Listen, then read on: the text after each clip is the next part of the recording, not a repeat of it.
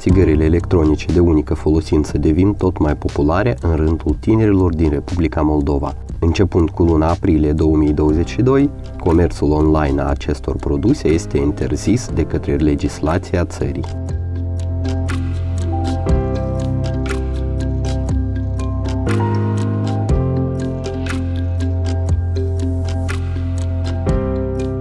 Astăzi am realizat un experiment și am încercat să plasăm o comandă de țigări electronice de unică folosință. Алло. Алло, здравствуйте. Здравствуйте. Скажите, пожалуйста, хотел электронные сигареты заказать у вас. Да, слушаю, какие вам нужны? Они отличаются по размеру? Какие именно? Ну, я вот вижу, у вас есть Ну, сейчас наличие только на 4000, на 5000. и на 5000.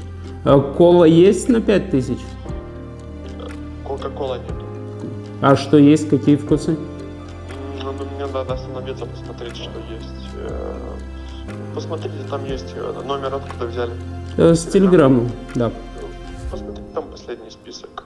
Последний список. 2 секундочки. Так, 5000 Кренбери гамми. Вот эти гамми бир. Гумми-бир, да? Да. Да, наверное, он есть. А какой адрес? Адрес Рыжкановка. Как оплатить? Наличкой, можно картой? Только перевод на картой или Только перевод. наличкой. 5 minute și comanda a fost făcută. Cu 20 de minute mai târziu a fost livrat produsul. Achitarea s-a făcut în numerar, fără eliberarea bonului fiscal. Mai mult ca atât, produsul nu are un timbru de acciz, iar avertismentele de sănătate sunt în limba engleză, ceea ce contravine legislației Moldovei. Acum vom încerca să facem comandă de pe un site online de anunțuri.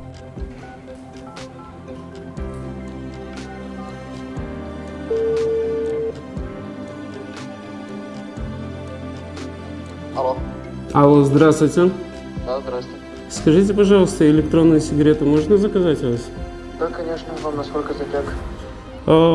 Ну, максимально у вас какие есть? 5000.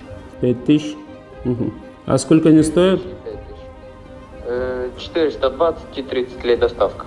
На 2 штуки доставка бесплатная. Доставку на сегодня можно организовать? Какой адрес у вас? Ну, я буду у парка Афган. Ага. Я могу быть там минут 30. Se pare că vânzătorii nu sunt interesați de vârsta cumpărătorului și de restricțiile legislative.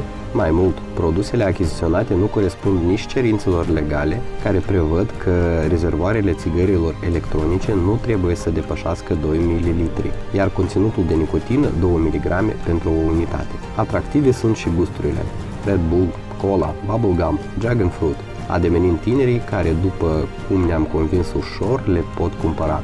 În concluzie, legislația țării nu este respectată. Restricțiile au provocat înflorirea pieții tenebre, iar persoanele care nu respectă legea nu sunt sancționate. Utilizarea și răspândirea produselor cu nicotină în rândul minorilor este o problemă gravă care necesită măsuri și un control dur.